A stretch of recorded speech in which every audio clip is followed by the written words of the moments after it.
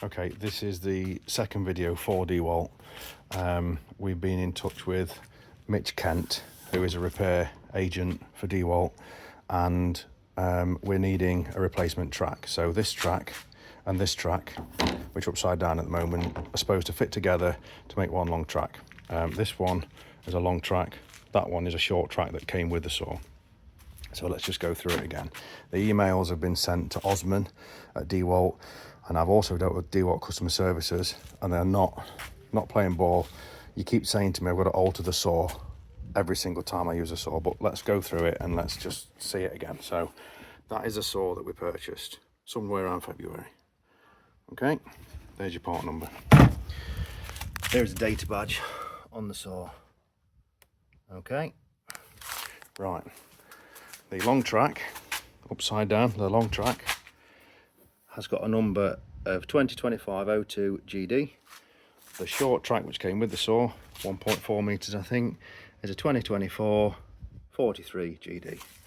Okay, these tracks, because it's a track saw, I'm supposed to be able to use that one to cut across doors or across sheet supply, and this one to give the length of sheet supply. So the idea is I can also join these together.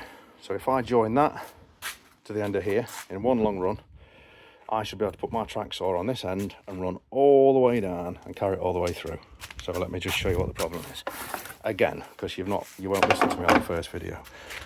We set the saw up. The saw is absolutely no movement at all, perfect. Exactly to make the same cut every time. Fits like a glove.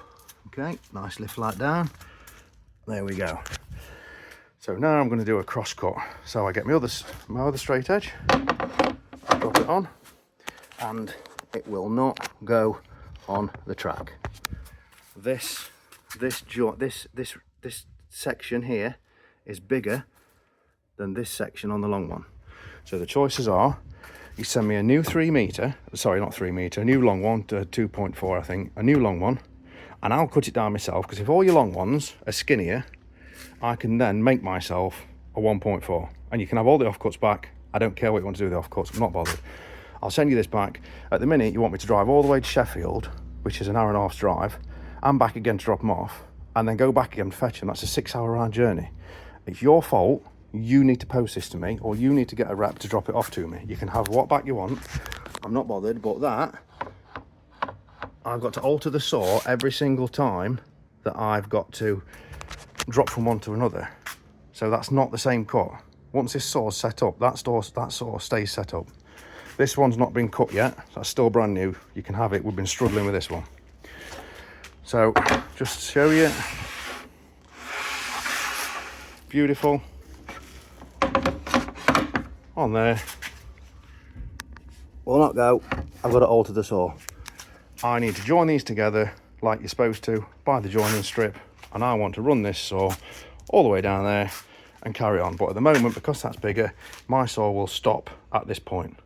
So I need another one of these sending. So the last message I've just seen on email, which says alter your saw every time, the person who's written it has never used a track saw, has absolute no experience on tools at all. So this needs to be played to Osman and to the manager he sent me the email. I'll copy anything in, but it's not acceptable. That needs to be the same size as that. These tracks are supposed to be able to join together. I'll show you once more. There's the saw, which came with a small track. There's the box. The long track, which I brought separately, is that part number. And the short track, which came with the saw, is that part number. I should be able to buy a separate track to make a long track, or to use lengthways and widthways.